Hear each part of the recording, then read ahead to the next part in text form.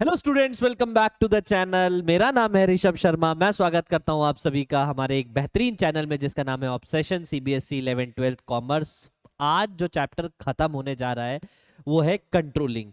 ये पहली business studies की पहली बुक का लास्ट चैप्टर है। हमने सारे फंक्शंस कवर कर लिए। इससे पहले हमने सारे फंक्शन जो कवर किए उनका नाम था planning, organising, staffing, directing. Last chapter directing पढ़ा था। अब आता है कंट्रोलिंग। छोटा सा चैप्टर है, येट बढ़िया नंबर देके जाता है। चलो भाई, थोड़ा सा प्रचार प्रसार कर लेते हैं। जो भी हमें फॉलो करना चाहता है वो हमें फॉलो कर सकता है ऑब्सेशन इंस्टीट्यूट पे। ये हमारा इंस्टाग्राम हैंडल है। इस पे आपको सारे नोटिफिकेशन रिक्वायर्ड जो भी हैं मिलते रहेंगे। और तो और, अगर आपको हमारे लाइव लेक्चर्स अटेंड करने हैं या नोट्स चाहिए तो आप हमारा एप्लीकेशन भी डाउनलोड कर सकते हैं। एंड्रॉइड यूजर्स डाउनलोड करें डायरेक्टली ओबीजेड, और आईओएस यूजर्स को डाउनलोड करना है my store, my institute app store से। ठीक है, माई स्टोर कह रहा हूं मैं। Use organisation code YWTRVH। यार देखो, आईओएस के नाटक थोड़े से अलग, फड्डे अलग होते हैं यार। तो हमें ना माई इंस्टीट्यूट के नाम से एप्लीकेशन की जगह मिली, तो आपको ये एप्लीकेशन डाउनलोड करनी है और ये कोड डालना है। ये आपको डायरेक्ट कर देगा ऑब्सेशन के ही चैनल पे। ठीक है भाई, चलो भाई शुरू करते हैं। नोट्स कॉपी वगैरह निकाल लो। जैसा कि मैंने कहा भाई, चैप्टर बहुत छोटू सा है तो 4 ही पॉइंट है। सबसे पहले meaning of controlling, importance of controlling, relationship between planning and controlling process. Sir exam में क्या आएगा भाई? 4 पॉइंट है, इसमें भी तुम पूछोगे एग्जाम में क्या आएगा तो कैसे पता चलेगा? तो ये फिर भी तुम्हारे को आए हो मेरे द्वारे तो मैं तुम्हें बता देता हूं कि ये 2 पॉइंट इंपॉर्टेंट है, इससे एग्जाम में क्वेश्चन फंसते हैं। ठीक है, हल्के में मत लेना, आएगा ही आएगा। आओ भाई स्टार्ट करें। चलो भाई, तो सबसे पहला पॉइंट है भाई, कंट्रोलिंग का मीनिंग क्या है। देखो, कंट्रोलिंग का कोई ऐसा मतलब नहीं होता है कि एक मैनेजर है वो सबको कंट्रोल कर रहा है, डिसिप्लिन मेंटेन कर रहा है, कह रहा है कि पनिशमेंट मिल जाएगी, प्रमोशन नहीं दूंगा। ये सारी चीजें कंट्रोलिंग का पार्ट नहीं है। कंट्रोलिंग का बेसिक लेना देना प्राइमरी फंक्शन के साथ है। कि भाई अगर तुम सपोज करो, मैं एक एग्जांपल पहले देता हूं। मैंने कहा एक टीवी मैन्युफैक्चरिंग प्लांट में तुम थे। टीवी मैन्युफैक्चरिंग प्लांट में आप प्रोडक्शन मैनेजर थे। Monthly target of producing units of TV कितना था? सपोज करो 1000 यूनिट का था। कि आपका monthly target 1000 units of TV बनानी ही बनानी थी। महीने का एंड आते आते, फर्स्ट ऑफ एवरी मंथ था कि भाई हमारा टारगेट ये होना चाहिए। एंड होते होते 31st ऑफ मंथ आते आते तुमने देखा कि अभी हमारे सिर्फ 800 यूनिट ही बने हैं। तो तुमने ये देखा कि भाई एक टारगेट सेट किया 1000 यूनिट का, बने कितने हैं? 800। कितने की कमी आई? 200 यूनिट की। तो ये जो 200 यूनिट की कमी है इसे क्या बोलते हैं? डेविएशन। क्या बोलते हैं? डेविएशन। अब इस कमी को दूर करना ही कंट्रोलिंग है, कुछ नहीं। अब इसके 2 पहलू हैं। सबसे पहले जब तुमने टारगेट डिसाइड किया तो याद करो, जो पहला ऑब्जेक्टिव, जो पहला फंक्शन होता था मैनेजमेंट का, प्लानिंग, उसी में उसका एक ही तो पॉइंट होता था। What do you understand by planning? Simply deciding in advance what to do और सेटिंग ऑब्जेक्टिव। यही तो था, और क्या था? ठीक। और आखिरी में तुमने देखा क्या है कि भाई कहां तक पहुंचे हैं। दैट मींस कंट्रोलिंग में तुमने क्या चेक किया? कंट्रोलिंग आते आते तुमने क्या देखा? कंट्रोलिंग में तुम्हें यह पता चलता है कि भाई अभी तक जिंदगी में कितना कुछ अचीव कर लिया है, या फैक्ट्री में तुमने कितनी यूनिट्स अचीव कर ली है टीवी की प्रोडक्शन की। तो कंट्रोलिंग में क्या पता चलता है तुम्हें? Actual performance. इसके बीच का जो डिफरेंस था वो थी कमी, जिसे हमने कहते हैं डेविएशन। अब इस डेविएशन को दूर करना ही कंट्रोलिंग का पार्ट होता है। तो कुल मिला के क्या किया हमने? एक एक्चुअल परफॉर्मेंस को सेट स्टैंडर्ड्स के साथ मेजर किया, जो भी कमियां आई उन्हें पहचाना और उन्हें दूर करने के लिए जो भी एक्शन लेने थे लिए। यही है डेफिनेशन। क्या कह रहा है देखो फटाफट, क्या कह रहा है देखो। कह रहा है controlling is a managerial function, जिसमें क्या होता है? measuring, we measure actual performance, compare it with planned standards and taking corrective actions if there are deviation. एक ऐसा मैनेजरियल फंक्शन जहां पर तुम मेजर करते हो क्या, अभी की परफॉर्मेंस, एक्चुअल परफॉर्मेंस जो है उसको, जो तुमने सेट स्टैंडर्ड थे, अभी हमारे 800 बने हैं टीवी के यूनिट, कितना सोचा था बनेगा, सोचा था 1000 यूनिट बनाएंगे, ठीक है, और देखा कितनी कमी है, 200 यूनिट की कमी है, taking corrective actions if there are deviations, ठीक है, और उसको दूर करने के लिए तुमने सही एक्शंस ले लिए। सो सिंपल वर्ड्स में हम क्या कह सकते हैं कि कंट्रोलिंग का मतलब क्या है, it ensures that what is happening matches should match what should happen, क्या एक्चुअल परफॉर्मेंस को प्लान्ड परफॉर्मेंस के साथ या प्लान्ड स्टैंडर्ड्स के साथ मैच कराना, दैट्स इट। इसका मतलब ये नहीं है कि पनिशमेंट या किसी तरीके का डोमिनेशन होता है वाया मैनेजर्स, ठीक है। So it does not mean any punishment और डोमिनेशन इन एनी सेंस। जो बिल्कुल ही गधा होगा वो ये लिख के आएगा, ये बिल्कुल मत लिखना, ठीक है। आओ भाई, अब ये पढ़ लिया, अब कंट्रोलिंग क्यों जरूरी है ये देख लो, बहुत सिंपल सा पॉइंट है। कह रहा है क्यों कंट्रोलिंग जरूरी है, ताकि अपने टारगेट्स अचीव करो, अकम्प्लिशिंग ऑर्गेनाइजेशन गोल्स। दूसरा, हमें ये पता चलता है कि हमने जो स्टैंडर्ड सेट किए थे वो कितने ही सही थे, कितने ही एक्यूरेट थे। अगर मैंने कहा कि 1000 यूनिट का जो टारगेट हमने लिया था और महीने का एंड आते आते तुमने ये नोटिस किया कि भाई साहब सिर्फ 50 यूनिट का डिफरेंस रह गया, या 950 या 900 के अप्रोक्स तुमने टीवी बना लिए, तो तुम्हारा जो सेट स्टैंडर्ड था वो कहीं ना कहीं ठीक था। लेकिन अगर डिफरेंस जरूरत से ज्यादा होता, सपोज 1000 यूनिट का टारगेट है और तुम्हारा 700 यूनिट का डेविएशन ही डेविएशन आता, मतलब 300 यूनिट ही तुमने बनाई है, तो यहां पर तुमने स्टैंडर्ड ही गलत रखा था, तुमने अपने परफॉर्मेंस को मेजर, तुमने अपने प्लानिंग ही खराब की थी। तो कह रहा है जजिंग एक्यूरेसी ऑफ स्टैंडर्ड की जो प्लानिंग तुमने की है वो कितनी सही है, ये भी हमें कंट्रोलिंग से ही पता चलता है। Making efficient use of resources, अगर हमने कंट्रोलिंग फंक्शन किया है तो efficient use of resources possible है, यानी किसी भी तरीके का वेस्टेज नहीं होगा, चाहे वो फिजिकल हो, फाइनेंशियल हो या ह्यूमन रिसोर्स हो। Improving employee motivation, ensuring order and discipline, facilitating coordination in action. आओ भाई एक एक करके सारे कवर कर लेते हैं कैसे होता है। देखो सबसे पहले कह रहा है अकम्प्लिशिंग ऑर्गेनाइजेशनल गोल्स, जैसे यहां पर एक एग्जांपल दिया गया है कि Tata Motors set a target to reduce production defects by 20% in 1 year, कि भैया कोई भी प्रोडक्शन डिफेक्ट्स जो होंगे उनसे हम 20% से कम करेंगे 1 साल के अंदर। इसके लिए उन्होंने क्या किया, monthly quality checks revealed that defects were not reducing as expected. उन्होंने देखा, मेजर किया और एनालाइज करने के बाद क्या पता चला कि जो टारगेट था उससे दूर है, अभी भी हमारे जो मंथली डिफेक्ट्स हैं वो इतने नहीं सही हो पा रहे हैं, ठीक है। They introduced additional training and improved machinery, उन्होंने उसको सही करने के लिए, जो कमियां आ रही थी इसको सही करने के लिए क्या किया, फर्दर ट्रेनिंग प्रोवाइड करी, जिससे क्या हुआ, डिफेक्ट्स कम हो गए, टारगेट्स इज अचीव्ड। तो ऑर्गेनाइजेशनल गोल्स को अचीव करने के लिए कंट्रोलिंग बहुत जरूरी है। It compares actual work with planned targets, identifies gaps and deviations are corrected on times. Clear. तो अगर आपके डेविएशंस दूर नहीं हो रहे हैं तो गोल्स कभी अचीव नहीं होंगे, बहुत सिंपल सीधी बात। आओ भाई नेक्स्ट, कह रहा जजिंग एक्यूरेसी ऑफ स्टैंडर्ड। अब एक्यूरेसी ऑफ स्टैंडर्ड का मतलब ये हो गया, स्टैंडर्ड जहां पर भी आ रहा है इसका सीधा लेना देना किससे, आपका प्लानिंग से, कि जब तुमने प्लानिंग करते वक्त स्टैंडर्ड सेट किया था तो वो स्टैंडर्ड, वो ऑब्जेक्टिव कितना ही सही था। अगर डेविएशन जरूरत से ज्यादा तो ऑब्जेक्टिव या प्लानिंग खराब थी, अगर डेविएशंस मिनिमम है या कंट्रोलेबल है या मेजर करके उनको सही किया जा सकता है तो भाई मेरा ऑब्जेक्टिव या प्लानिंग मजबूत रही होगी।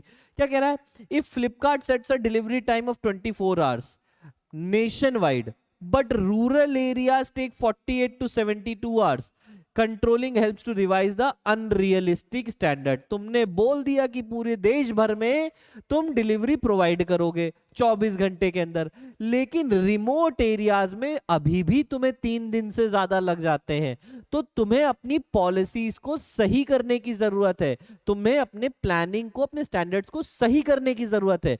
तो that's how plan controlling helps in judging accuracy of standards. Standards are set during planning, controlling checks whether these standards are realistic, achievable or not. Clear children? Third, making efficient use of resources, जहां ये दिख जाए efficient use of resources simply लिख देना reduce wastage, duplication of word, misuse of time and material. यार efficient use of resources का सीधा लेना देना किससे?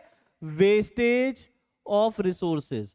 कि to reduce the wastage of resources, if we are doing that, we are reducing the wastage of resources, we are automatically making sure that the resources are efficiently utilized. तो controlling reduces wastage सबसे पहला, दूसरा duplication, तीसरा misuse of time, चौथा material और money. तो physical financial कोई भी रिसोर्स हो, हम उसको तभी सही से इस्तेमाल कर सकते हैं जब हम लगातार मेजर करते रहे कि चीजें कहां तक पहुंची हैं, एक्चुअल परफॉर्मेंस को लगातार मेजर करते रहा जाए या मॉनिटर करता रहा जाए। एग्जांपल देखो कह रहा है, in a textile factory daily yarn wastage was 7% while the standard was 2%। कह रहा है कि भाई एक टेक्सटाइल फैक्ट्री में जो वेस्टेज है वो 7% था, लेकिन स्टैंडर्ड 2 पे था। Control system detected misuse, controlling system ने देखा कि कोई गलत काम हो रहा है, मिसयूज हो रहा है। Manager changed supplier, trained staff, again it lead to wastage dropped by 2.5%। कि मैनेजर ने क्या किया, देखा कि भाई कमियां तो है, भाई हमने देखा एक्चुअल वेस्टेज 7% हो रहा है, जबकि सोचा था कि सिर्फ 2% तक का रखेंगे। तो कंट्रोल सिस्टम लगाया गया, मैनेजर ने क्या कहा, सप्लायर बदला अपना, स्टाफ को सही से ट्रेन किया, ऑटोमेटिकली जो वेस्टेज पहले 7% हो रहा था वो वेस्टेज जो था वो 2.5% से कम हो गया।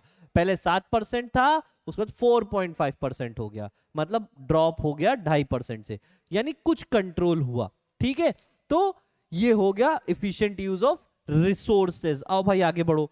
नेक्स्ट कह रहा है इंप्रूविंग एम्प्लॉय मोटिवेशन। अगर बंदे को पता है, अगर आप किसी जगह काम करने जा रहे हो, आपको पता है कि आपके ऑब्जेक्टिव क्या है, आपको आपसे क्या एक्सपेक्टेशन है मैनेजमेंट की, और किस बेसिस पे आपका प्रमोशन होगा, अगर आपको ये 3-4 बातें क्लियर है, आप फोकसली अपना काम करोगे। Same goes with controlling. कह रहा है employees feel motivated when they clearly know what is expected, how they are evaluated and how rewards or punishment based on performance.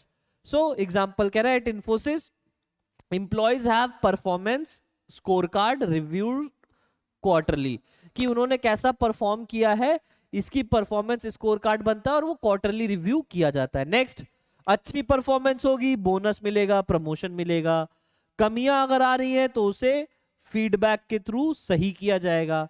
This transparency increases motivation. ठीक है, एम्प्लॉयज फील मोर मोटिवेटेड। ठीक है, आगे बढ़ते भाई।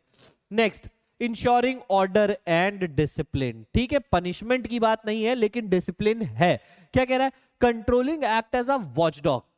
एज अ वॉचडॉग मतलब supervisor. जब आप कंट्रोलिंग करते हो तो you keep on monitoring things, manager keep on monitoring the daily task, तो it act as a watchdog. It prevents what, negligence, corruption, misuse of power and rule breaking. Automatically अगर negligence नहीं हो रहा है, किसी भी तरीके का करप्शन नहीं हो रहा है, तो you are ensuring order and discipline. Example देखो sorry, a company caught 2 employees stealing because computer monitoring software tracked illegal invoice deletion. तो देखा भाई एक कंपनी में एम्प्लॉयज थे, दोनों क्या कर रहे थे, पकड़े गए चोरी करते हुए। कैसे, वो इनवॉइस को डिलीट कर दे रहे थे कि ऐसा कोई बिल जनरेट ही नहीं हुआ है, कोई सामान बिका ही नहीं है। कंप्यूटर ने ये चीज डिटेक्ट कर ली। ऑटोमेटिकली क्या हुआ, हमने क्योंकि हमने मॉनिटरिंग सिस्टम रखी थी, कंट्रोलिंग इंश्योर कर रहे थे, तो ये डिटेक्ट हो गई। ऑटोमेटिकली कंट्रोलिंग फंक्शन ने अपना काम किया, it prevent a loss of 25 crore plus. Imagine करो अगर प्रॉपर मॉनिटरिंग नहीं हो रही होती तो कितने पैसे चोरी हो जाते। क्लियर, आगे बढ़ते भाई, आगे बढ़ते। Facilitating coordination in action. Facilitating coordination in action, जब भी कोऑर्डिनेशन की बात आ जाए तो ये इंश्योर कर लेना कि ये सारे डिपार्टमेंट, चाहे फाइनेंस हो, चाहे रिसर्च हो, चाहे मार्केटिंग हो, चाहे एचआर हो, ये सबके सब यहाँ पर जो लोग काम कर रहे हैं इंडिविजुअली काम कर रहे हैं लेकिन काम ऑर्गेनाइजेशन के लिए कर रहे हैं। अगर प्रॉपर कंट्रोलिंग इंश्योर नहीं किया जाएगा तो ये सारे ही डिपार्टमेंट का काम बेकार हो जाएगा। तो ये कह रहा है all department follow common standard, making team work smooth. When marketing, production, finance, HR are aligned to the same goals, the results improve. अब इसका एग्जांपल देखो, कह रहा है if production is making 10,000 unit but marketing has only plan to sell 5,000. अगर production department कह रहा है कि मैं 10,000 यूनिट बनाऊंगा, लेकिन मार्केटिंग ने सिर्फ ये कह रखा है कि मैं 5,000 यूनिट ही बेचने की तैयारी कर रखा है, तो भाई दोनों डिपार्टमेंट के गोल मैच नहीं कर रहे हैं. There is a mismatch again, बिना कोऑर्डिनेशन किए, क्योंकि तुमने मॉनिटर नहीं किया, इसलिए क्योंकि तुमने मॉनिटर नहीं किया इसीलिए तुम्हारा कंट्रोलिंग फंक्शन बेकार हो गया. आगे बढ़ते भाई. Control system alerts both team, it revises the targets and coordination restored. In short, कि अगर controlling function fulfill हुआ, दोनों को information मिली, दोनों डिपार्टमेंट को बोला गोल्स अचीव करने हैं, तो बैलेंस्ड प्लान बनाओ, बैलेंस्ड टारगेट रखो, इसके हिसाब से काम करो. क्लियर? आगे बढ़ो भाई. नेक्स्ट. अच्छा, नेक्स्ट टॉपिक आ जाता है third topic is relationship between planning and controlling. भाई relationship between planning and controlling को अलग अलग तरीके से देखा जाएगा. आपको ये पूरी चीजें समझने के लिए सिर्फ डेफिनेशन ध्यान से पढ़नी है. डेफिनेशन में हमने क्या पढ़ा कि एक बार टारगेट कंट्रोलिंग में हुआ क्या, सबसे पहले मेजर किए गए कौन से परफॉर्मेंस, एक्चुअल परफॉर्मेंस को किससे, सेट स्टैंडर्ड से. ठीक है, उसके बाद डिफरेंस निकाला गया, आया तो उसे दूर करने के लिए क्या एक्शन लिया गया ये देखा गया.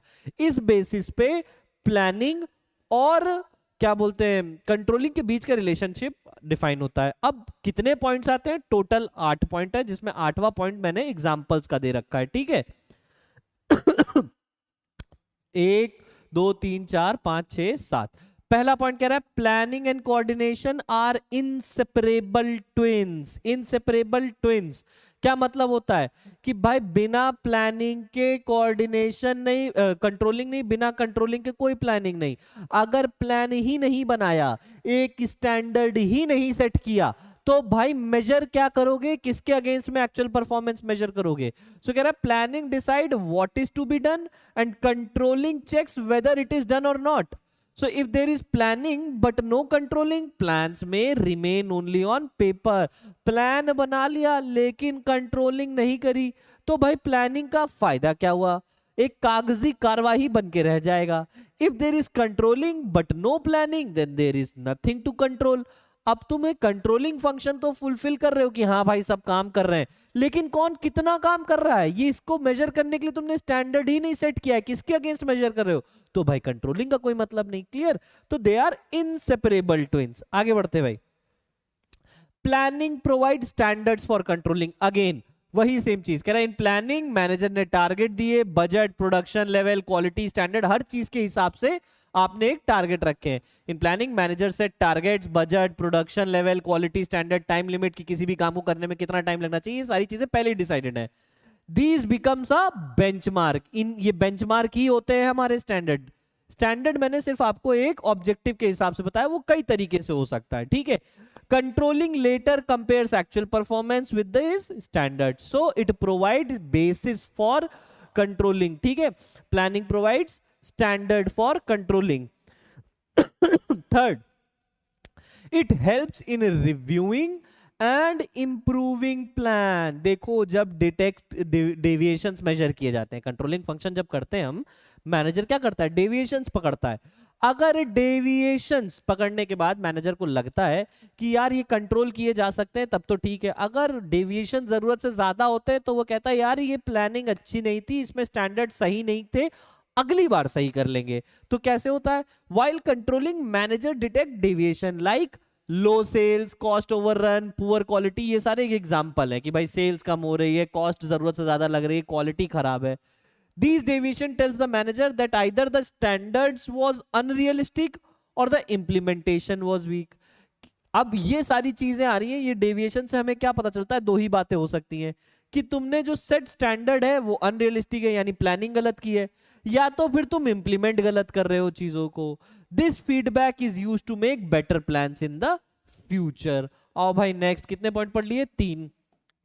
चौथा कह रहा है planning is forward looking, controlling is both forward, controlling is both backward and forward looking. क्या होता है भाई, planning is futuristic in nature. One of the characteristics of planning is that it is futuristic in nature.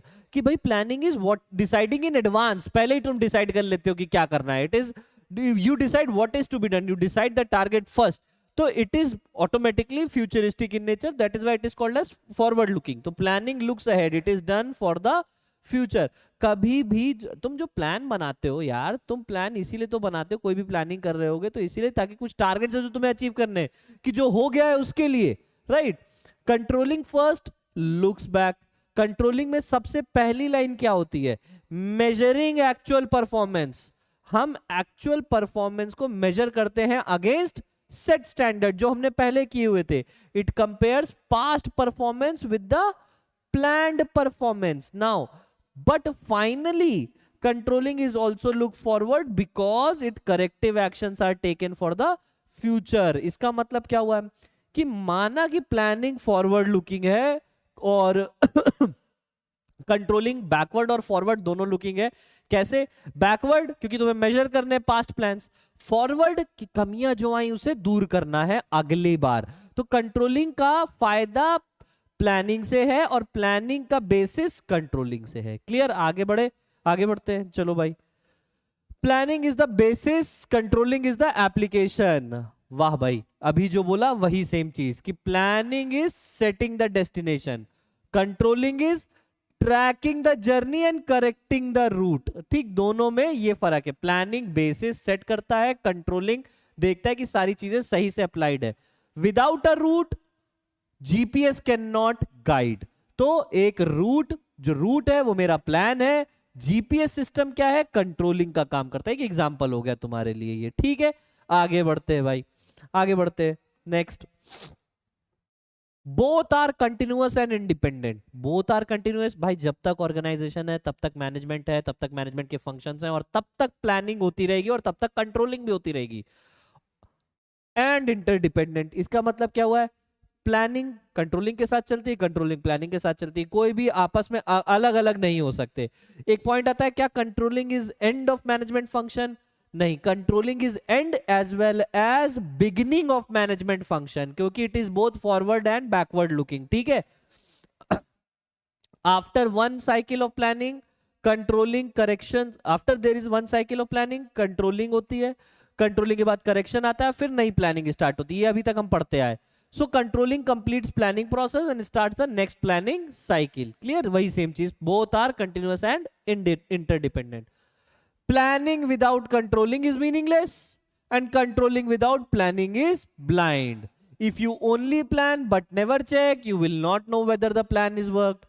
If you only check but never plan, you will not know what to compare with. Clear? Same चीज भाई. देखो, relationship between planning and controlling में तुम्हें ये 3-4 point बहुत अच्छे से आने चाहिए. कौन से है वो? Number 1, that is both forward looking. It is both forward looking and backward looking. Controlling is both backward and forward looking. Next, planning without controlling is meaningless, controlling without planning is blind. कुल मिला के इन्हीं के basis पर सारे point बने हैं और कुछ नहीं. आगे देखो भाई, आगे देखो. जैसे इसका कुछ एग्जांपल देखो दिए गए हैं. कह रहा, a company plan to sell 10,000 mobiles in November 2025. Actual sale 7200 है, 7200. कंट्रोलिंग फंक्शन बीच में आता है और डेविएशन पहचानता है कि भाई 2800 मोबाइल्स का डेविएशन है, यानी कमी है. एनालिसिस करते हैं, फिर क्या होता है देखते हैं, कंपटीशन बहुत है, अनरियलिस्टिक टारगेट रखा 10,000 मोबाइल का, अगली बार इसको सही कर दिया, 10,000 से घटा के कितना कर दिया, 8,000. और कोशिश की गई कि जो 2800 का डेविएशन है इसको कम कर दिया गया. तो in the next plan they set 8,000 as a target and increased promotion, thus controlling improved planning. Clear? ये हो गया सारी चीजें. आगे बढ़ते हैं भाई. लास्ट टॉपिक है और इससे आसान टॉपिक नहीं है. क्यों नहीं है? क्योंकि जो मीनिंग है वही प्रोसेस है. पहला चीज क्या था भाई? Measuring actual performance with the set standard. तुमने जब ये डेफिनेशन पढ़ी, मैंने जब ये चीजें बताई क्या बताया? सबसे पहले तुमने क्या किया था? एक टारगेट लिया था. टारगेट लेने के बाद तुमने क्या किया? एक्चुअल परफॉर्मेंस देखी, फिर मेजर किया डिफरेंस, जो डिफरेंस आया उसे दूर किया. अब इसी बेसिस पे 4 पॉइंट आते हैं, 4 से 5 पॉइंट हमारे. देखो फटाफट.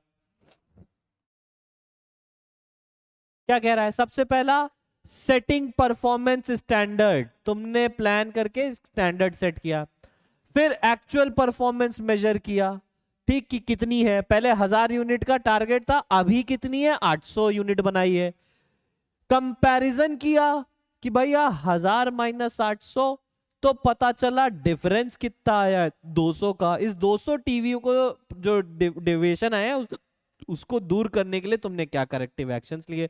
तो जो हमने स्टार्टिंग से डेफिनेशन पढ़ी है वही, सेटिंग और परफॉर्मेंस, फिर एक्चुअल परफॉर्मेंस मेजर किया, कंपैरिजन हुआ, एनालिसिस किया और दूर किया डेविएशन। आओ भाई, यही सेम चीज अगेन यहां पर आ जाती है। सेटिंग परफॉर्मेंस स्टैंडर्ड्स एग्जांपल दिखाएंगे, बाकी सब कुछ नहीं है, मतलब बाकी सब हमने कवर कर रखा है, तो अब हमें ज्यादा मेहनत करने की जरूरत नहीं बचती है, ठीक है। क्या कह रहा है? जैसे कि एग्जांपल, मैंने सारे एग्जांपल बताया मारुति सुजुकी के हिसाब से। कहां जा रहे हो बाबू? मारुति सुजुकी का एग्जांपल ले लो। क्या कह रहा है मारुति सुजुकी? कह रहा है मारुति सुजुकी ने एक टारगेट सेट किया 1000 गाड़ियों का per day. Per day 1000 cars का टारगेट लेके चली मारुति सुजुकी, और डिफेक्ट रेट हमने रखा कि लेस देन 1% होना चाहिए। तो ये क्या हो गया? सबसे पहले एक स्टैंडर्ड सेट कर लिया। अब उसके बाद क्या किया? एक्चुअल परफॉर्मेंस देखी, ईआरपी ने चेक किया, ईआरपी ने पता लगाया कि भाई साहब यहाँ तो कुछ अलग ही दिक्कत हो रही है। ईआरपी बोलते हैं enterprise resource planner. ERP system होता है जिसने शो किया 950 कार्स पर डे हो रहा है, और जो डिफेक्ट रेट है वो 2% है, यानी कि ना object number of cars achieve हो पा रही है, और जो डिफेक्ट रेट रखा था कि लेस देन 1% रहेगा वो तो जस्ट डबल हो गया। आओ भाई देखो, ये जो इंफॉर्मेशन दी गई है तुम इसको नोट कर लेना, लेकिन एक बार तुमने जो डेफिनेशन कवर कर ली है, सेम चीज वहीं लिखी है, तो दोबारा कवर मेहनत करने की जरूरत नहीं है। एक चीज पढ़ो, दूसरा ऑटोमेटिकली आ जाएगा। फिर मारुति ने देखा क्या कि फाउंड 50 कार शॉर्टफॉल, 1000 का टारगेट था, analysing कंपेरिजिंग actual performance with the standards. 1000 का टारगेट था, 950 गाड़ियां बनी है, 50 का डिफरेंस है, और 1% डिफेक्ट रेट भी हायर है। सोचा था लेस देन 1 रहेगा, हो गया 2%। अब इस चीज को देखा गया भाई, डेविएशंस कंपेयर किए गए, अब कमियां बताई गई कि क्या है। Analysing deviations, manager identify why deviations occurred and which ones are significant. इसमें एक टर्म आएगा CPC, controlling point, critical point control and management by exception. देखो ये 2 पॉइंट है। जब हम डेविएशंस की बात करते हैं, एनालाइजिंग डेविएशंस की बात करते हैं, तो मैनेजर का काम होता है कि कमियों के पीछे की वजह ढूंढना। अच्छा, क्या मैनेजर हर एक चीज कंट्रोल कर सकता है? एक कहावत है that if you try to control each and everything in your organization you will end up controlling nothing।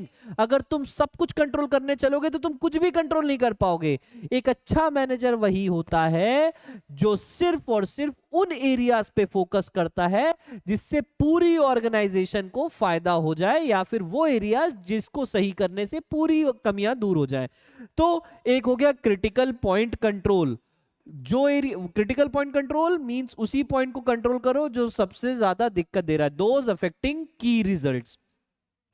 And management by exception, इसका मींस क्या होता है? If you try to control everything you will end up controlling nothing, this is called management by exception. इस तरीके से Maruti Suzuki वालों ने deviation analyse किया और देखा क्या कि जो नए वर्कर हैं ये अनट्रेन्ड हैं, इसकी वजह से इनकी इफिशिएंसी लो है, और दूसरा जो डिफेक्ट रेट है उसके पीछे की वजह हम जो मशीनरी यूज कर रहे हैं ये है।